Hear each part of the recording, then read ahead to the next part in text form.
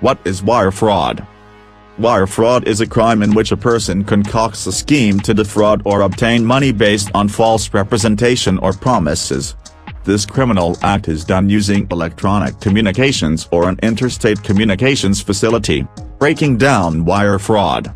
The U.S. Department of Justice Criminal Resource Manual Section 941.18 U.S.C. 1343 cites these as the key elements of wire fraud.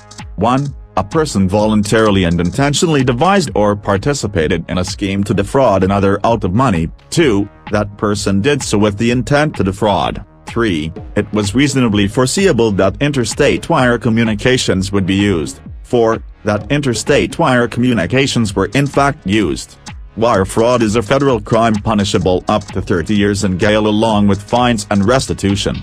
The statute of limitations to bring a charge is 5 years, unless the wire fraud targeted a financial institution, in which case the statute of limitations is 10 years. Wire fraud in the modern era. Not long ago, fraudsters had to rely on the telephone and make hundreds of calls to try to hook a hapless, gullible, lonely retiree or lonely heart to perpetrate a scheme.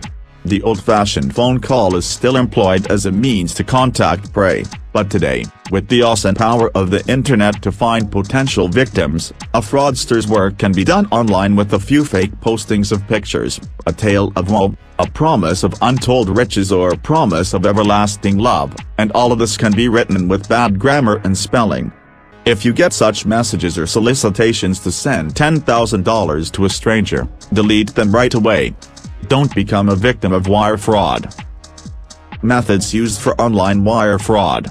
Fraudsters use various methods to get personal credentials and passwords including malware. Malware, short for malicious software, is designed to gain access, damage or disrupt a computer without the knowledge of the owner. Phishing. Phishing is a scam typically carried out through unsolicited email on/or websites that poses legitimate sites and lure unsuspecting victims to provide personal and financial information. Phishing and smishing. Thieves contact bank or credit union customers via live or automated phone calls, known as phishing attacks, or via text messages sent to cell phones, smishing attacks, that may warn of a security breach as a way to obtain account information, PIN numbers and other account information they need to gain access to the account. Accessing email accounts. Hackers gain illicit access to an email account or email correspondence through spam, computer virus, and phishing. Also, access to passwords is made easier due to the tendency for people to use simple passwords and the same passwords at multiple sites. For example, it was determined after a security breach at Yahoo and Sony, that 60% of the users had the same password at both sites. Once a fraudster gets the necessary information to conduct an illegal wire transfer, the request can be made in various ways, including using online methods, through mobile banking, call centers, fax requests and person-to-person.